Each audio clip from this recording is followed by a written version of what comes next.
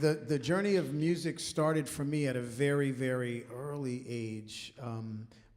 I would say that the most impactful experience that I had in my life is when I was like 7 years old. I share with you a poignant, beautiful story. You know, I was one of those kids that was a ward of the state for a lot of years. And when I was about 5.5 years old, I was adopted by two amazing folk. And so for the major portion of my life, for 66 years of my life, I didn't really know my life story. But as a little guy, for me, what really kept me alive and what nurtured me was to sing, was to create sound myself. And then, so I grew up loving music and making sound, and I was one of those kids that went into schools. I mean, in school, when I was in school, and I'd be banging on the tables, you know, banging on the desks and stuff, you know. Now I get paid lots of money to bang on wood, but, you know, back then I used to get put out in the hall. But when I was 7 years old, there was a big event in downtown Trenton, New Jersey.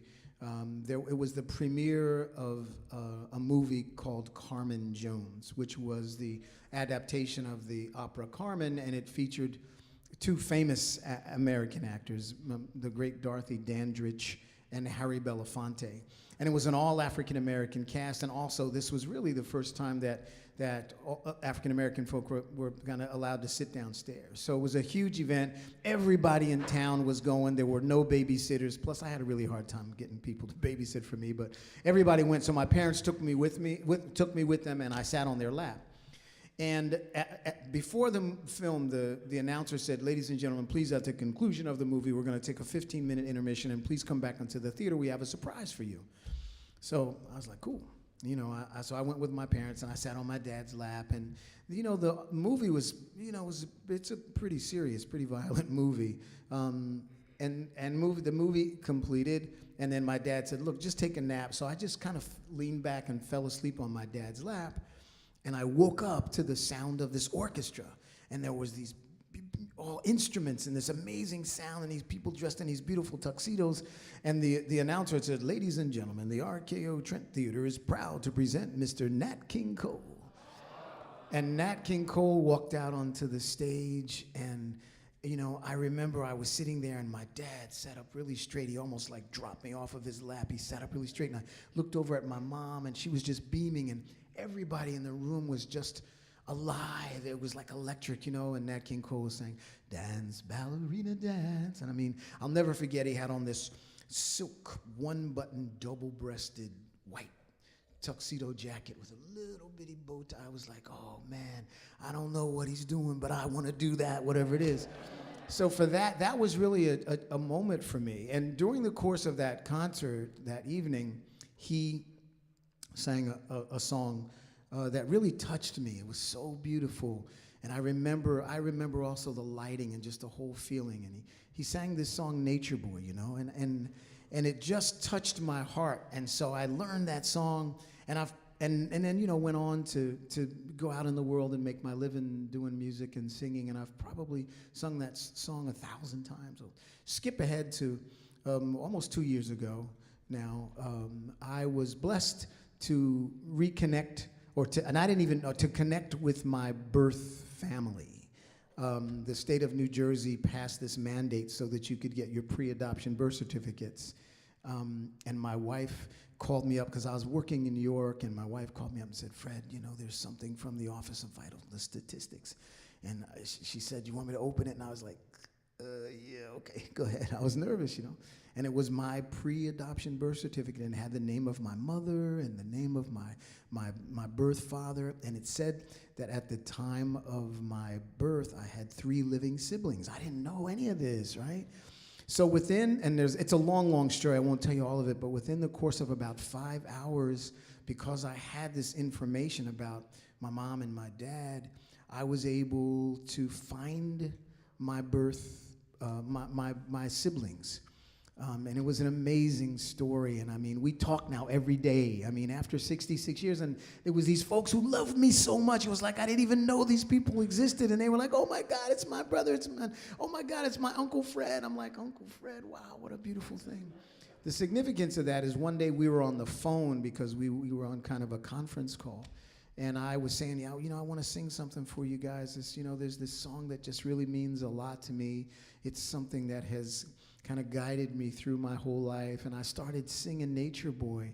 And my sister Christine sort of started to whimper a little bit. And she said to me, Fred, that was our mother's favorite song.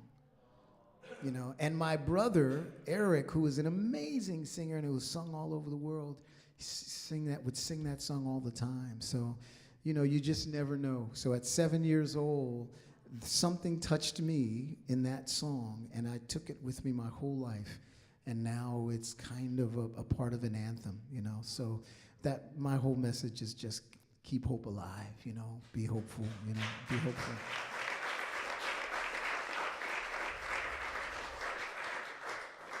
So for my wife, who gave me the courage to, fill out the papers, because, after you don't know who you are for a long time, after a while you get comfortable with that. You're afraid you might learn something. So, for her, and also for my brother Jimmy, who I think might be listening to this live stream, and for my mom, Lily Mae, and also for Pearl and Robert Johnson, who are my adopted parents and who guided me along the way. And I wouldn't be here today if it wasn't for them. So here's Nature Boy for you all.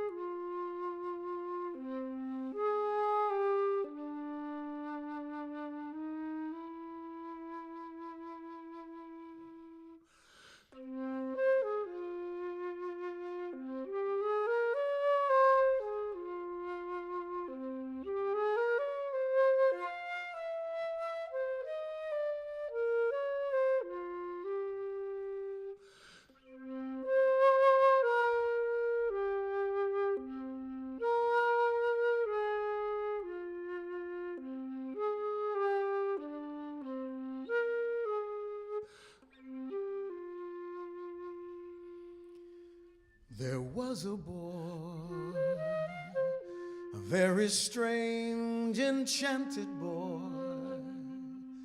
They say he traveled very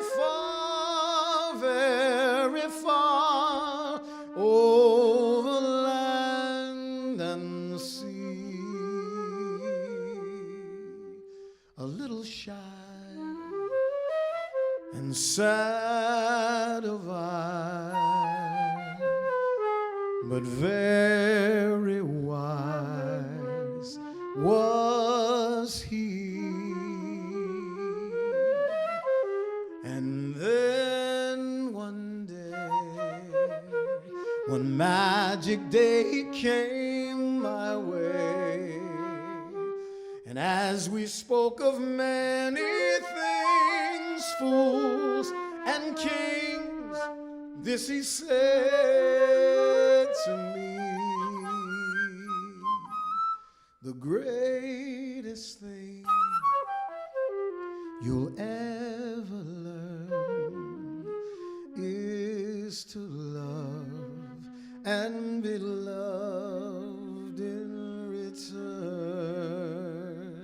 And then one day, one magic day, he came my way, and as we spoke of many things, fools and kings, this he said to me: the greatest thing you'll ever